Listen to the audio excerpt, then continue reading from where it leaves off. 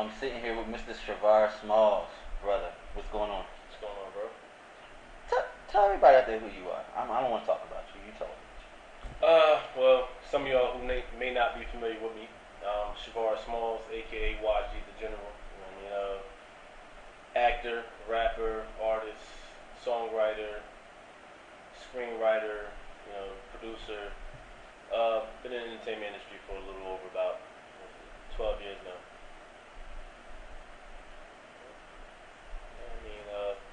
You guys want to know? Former model. I don't know. I'm a pretty humble dude. He's being awful modest. Awful modest. So, we'll start with what are you working on right now? What are you doing actively? Right now, I have a film that I'm in coming out later this year called Fourth Quarter, directed and written by Jamar Hill. I'm also, what's up, Jamar? Also got a series that I'm in. It's been translated from series to movie. Deep Undercover. Okay. Written and produced by Mark and Rashida Johnson out of Philadelphia. And M3 Prime Productions. Yep, M3 Prime Productions, correct. Also, I have a web series that's out now, No Free Milk. I play the lead role in that as the Cobra Jet. It's a romantic drama and comedy. So you can check that out right now on various websites, YouTube, anything like that, Facebook. Go type in No Free Milk. It's a great show with a message. What else? I have my new album, which is dropping later this year. No definite date as of right now. But right now, I have a few paperwork things working out. But my new album will be dropping later this year. My previous album is still out, Sleep Now, Hate Later. That's still out right now. You can cop that off of websites. Dat Piff. You can also contact me or anything like that on my management. I see. I'm learning something new. I didn't know this brother was as deep into music as he is. You definitely have to send me some stuff so I can get it on rotation for the Stephen Knight show. That's just what I do.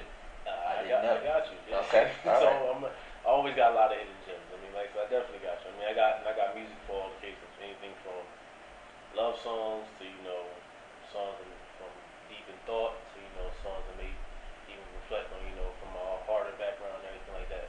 Most people that don't know about me, I'm from Trenton, New Jersey, West Trenton to be exact. So I ain't Jersey. Jersey in the building. So I didn't come up with the easiest, I should say easiest upbringing. So, I know. Camden here, so exactly. I know. So Camden, Trenton, I ain't had the worst either though. Shout out to my parents. They did a good job. At least I'm still here. So, hey. So talk to me a little bit about work in the indie realm. What is it like for you? Because everyone has a different experience with indie work. So how has that experience been for you? On the indie level, it's tough. It's really tough, especially on for me, speaking on I can't speak for everybody else, but on my experiences, like I said, I'm an artist and I'm a rapper, an artist and an actor. So it's tough on both ends for me because of the fact that I've actually been signed to a label. I was on Chopper City Records with BG from Bling Bling Flame and Fame and Hot Boys and everything like that. And now that I'm independent, it's a little tough so far as I do a lot more myself. I own my own label, Urban Society LLC. I have a few artists under me, Problem Child, Group Bones, stuff like that. But and as far as in music and acting, it's tough because even on the acting side of indie, it's a lot of competition. And you only as good as the last thing you did. You still fighting to climb to that ladder to be up there with the Denzels, the Morris Chestnuts, the Mark Wahlbergs and stuff like that. So it's tough. On indie level, it's real tough because and at the same time, a lot when you're doing indie, especially indie film, the bigger dogs don't really take you too serious. That was going to be my next question. You don't feel as respected. Exactly. So you gotta really. That's why you gotta go harder because of the fact that they look at this. Oh, you just anybody could pick up a camera or jump and say they want to do that. So it's tough. So they look at you like, well, you're not Hollywood. You're not in Hollywood, and you're not really going to respect it. But end of the day, things have shifted. So the paradigm is different now. To where now you look at Philly, Jersey, in New York, where there's a lot of stuff coming out of this area that's on a higher scale. Things like Creed, Brotherly Love and stuff like that. So it's showing that you can do things from out of this area and still be independent. Yeah. Shout out to Jamal Hill for Brotherly Love and everything. True. Like that. So it's showing that you can do things on a different level, DC and everything like that. So that's where independent game is at right now. But even Atlanta is coming like new black Hollywood. I look like it. That's how I view it. Is is it me, or is Atlanta being known for the reality show, or is it really viable in the motion picture set? I'm seeing them more in the reality. Yeah, it is more. It's more reality shows and more ratchet reality than real reality. Sure, it's more reality shows and all that. But speaking for somebody that I've lived in Atlanta off and on for over 10 years since 2004, so I've seen it how it's grown. So from being just more of a musical area to now you have more films coming out of there from Tyler Perry and everything like that. To where now it's becoming more like the Black Hollywood. But no matter what, like you said, it's more so known for the reality shows because of stuff like Housewives and I mean and all them other basketball player, football player shows and all that. So it's more like reaction reality. But I mean it's still getting there. It's never, I mean it's not Hollywood by any means, but it's still getting there. Would you ever do reality TV? I had a couple offers for reality TV. So one I turned down, and one I'm in the talks with right now. So I mean, I'm interested in why you turned the one down. Why did you turn it down? the one I turned down was what they wanted me to do didn't fit what I believe in. So I mean, at the end of the day, I'm not gonna compromise my morals or my integrity for nobody. So which leads me to my next question: how important is branding and holding true to your brand? Because I know a lot of people get to a certain point and then they strive for the dollar bill and then they give up with is their essence. Truth is very important. I mean, that's why I'm still on the independent market. I mean, when I was signed, that's why I broke up. Cause it got to the point where I was signed, for example, in around 2009. So it was around the point where you had a lot of songs where Soulja Boys and Stanky Legs and stuff like that, and I'm living in Atlanta. Right. So they wanted me to do songs like that. But at the end of the day, if I'm more of a lyrical type artist, I'm from New Jersey. And at the same time, I came up under that wing of doing shows with Dipset, G-That, Bad Boy, DJ Envy, and stuff like that. So I'm known for that. So I can't go from doing what I'm doing to be old Stanky Leg, you feel me, or Chicken Noodle Soup. So I can't compromise because once you go that way, you can't come back. Right. So I'd rather stay who I am and still fight to get to where I'm at than to compromise my integrity and be who I am. I mean, if I can't be who I genuinely am around people that love me the most, then I'm not. I mean, then it don't matter. That's very important. And I've watched artists grow from being humble and modest to chasing that dollar bill and basically selling their souls. Exactly. I know. I've seen a lot of people do that, from rappers to actors to athletes and all that, just doing everything to chase the dollars. I mean, at the end of the day, you do what you gotta do. Whatever you feel is best for you. I don't knock nobody else. Me personally, that's just not what I'm going to do. And it's a very delicate walk. I mean, because once you sign those contracts, you basically belong to someone else. Exactly. Until they don't want you anymore. Exactly. That's the tough part about it, man. Like once you sign them contracts, it's a whole different ballgame. You sign that dotted line, they own you. True. So, they own you, and you got to do what they say. It's just like if you working a 9 to 5, and your boss say, "I want you to do 5 more hours today," and you got a choice: you either quit, or you want to just say, I just got to do what I got to do. Now, are you 100% an artist, or do you still work a 9 to 5? I still work a 9 to 5. So, talk about that struggle a little bit, because I'm doing the same thing. So it's education for me. It's a super struggle. I mean, especially you working a 9 to 5. Case in point, that's one. Like today, I had my supervisor call me, tell me about a new schedule change, and then saying, "All right, you're gonna have to be available for an additional 2 hours after your shift, being because it's summertime hours, and I work in the industry I work in. Like if you're on call, if somebody needs you to go do such and such, I need to have you on call for an additional 2 hours. So instead of me technically being able to clock out at 5, I still got to be on call up until 7 o'clock. Wow. So it's crazy. So I had a big argument. I'm like, you know what? I mean, I could see that. I was like, you know what? It is what it is. I mean, at the end of the day, I can't. I still got bills to pay, so I can't just say, all right, I'm gonna quit right now. But all that did was, it just reaffirmed the fact that it's just, all right, look, you really got to go ahead and do what you got to do to get out of this rat race. Because until you do that, they still can say what you got to do, what you can't do. And I'm too independent of a person to have somebody control me and tell me what I can't do. My parents couldn't even tell me what to do. So you think I'm gonna let somebody else tell me what to do? Who are your inspirations and your influences? You mean in life or like in entertainment? Anywhere. I mean, overall, my inspiration and influences, of course, my parents, my grandparents, for one, rest in peace to both of them. My grandparents, they really molded me and brought me up, so I was more of a grandparents type kid. Okay. So my grandparents, my family, then when it comes to the end, always God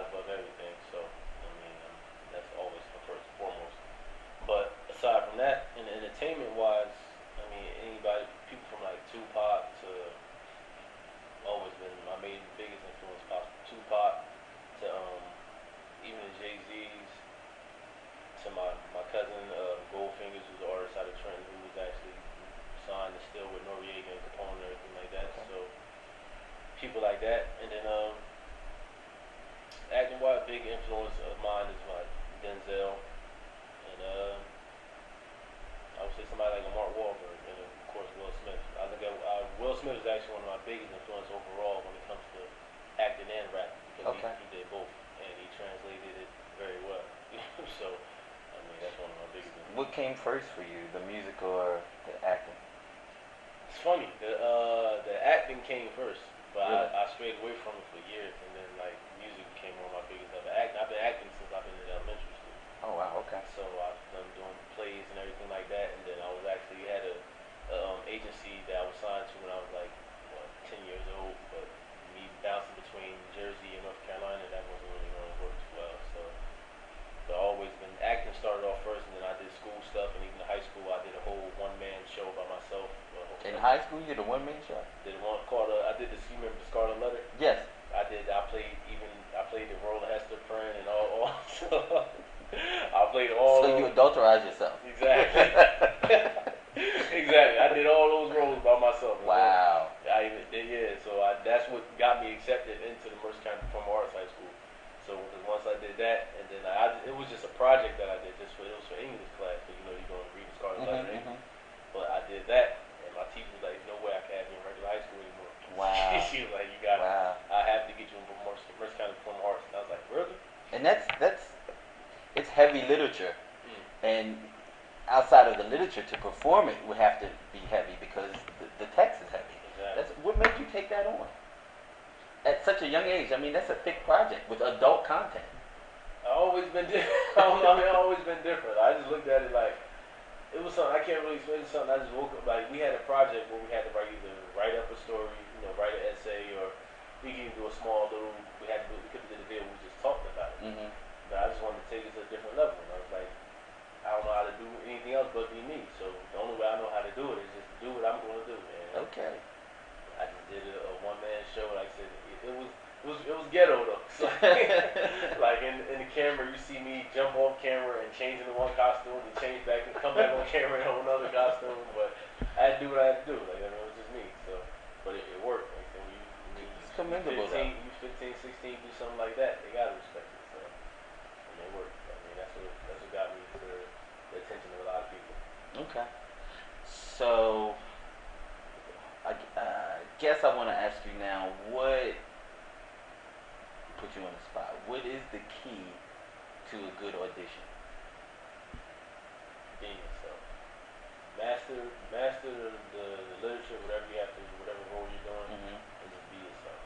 Okay. Like, a lot of people make that mistake of when they go into an audition, they try to be Denzel, or they try to be, well, how would Halle Berry do this, or how would Angela Bassett do this, or how would Denzel Morse do that role, or Al Pacino. Be yourself. Like, just can't nobody do you the way you're gonna do you.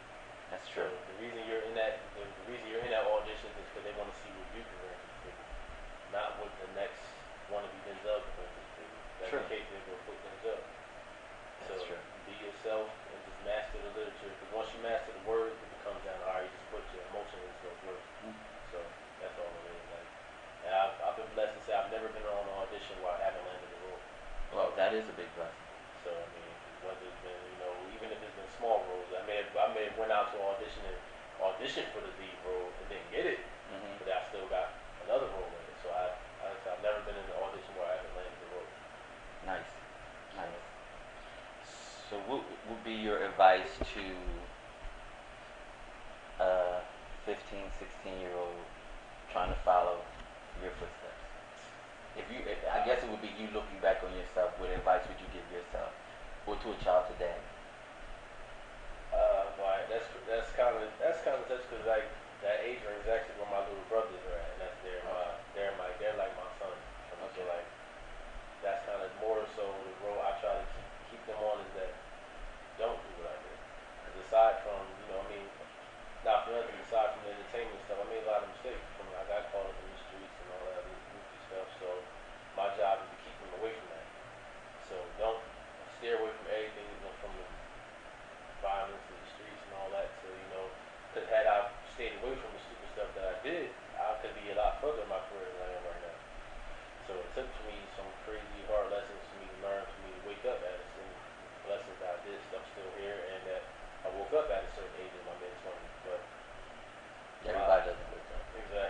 So, I mean, so I would say don't do, I would, aside from not doing things I didn't do, but stay focused on whatever your dream is, go for it.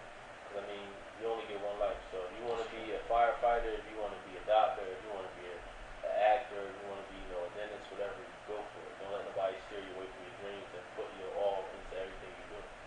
So It's good advice. just stay away from every distraction possible. So wherever it's going to be, if you see, if you one of your closest homeboys, but if they don't have the same ambition, the same drive that you have, then you can't be around. So if you want to go ahead and you want to get goals, you want to eventually live in Hollywood, you want to do these things, you want to be this next person, you want to be this big star, you can't be around that person that all they want to do is hang around the block. What's the saying? Elevation means separation. Exactly. So once you guys, I mean, you got to bridge that gap. True. So once you start separating, their job is either to catch up to you or not. So I mean, if not, then they stay where you can love them from a distance. They stay where they're at, but you got to keep growing. Because if you don't grow, then you wasting your time. You killing your own stuff.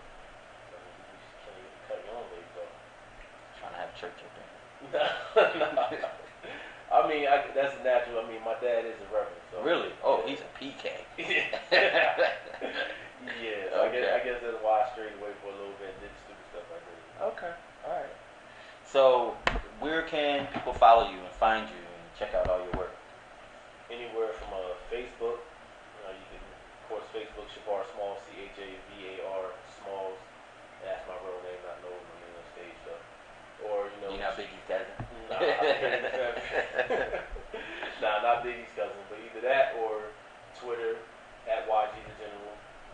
Also, Instagram at YG the General, same thing, YGTAG General, so it's all the same, all one word. There's no spaces or nothing like that.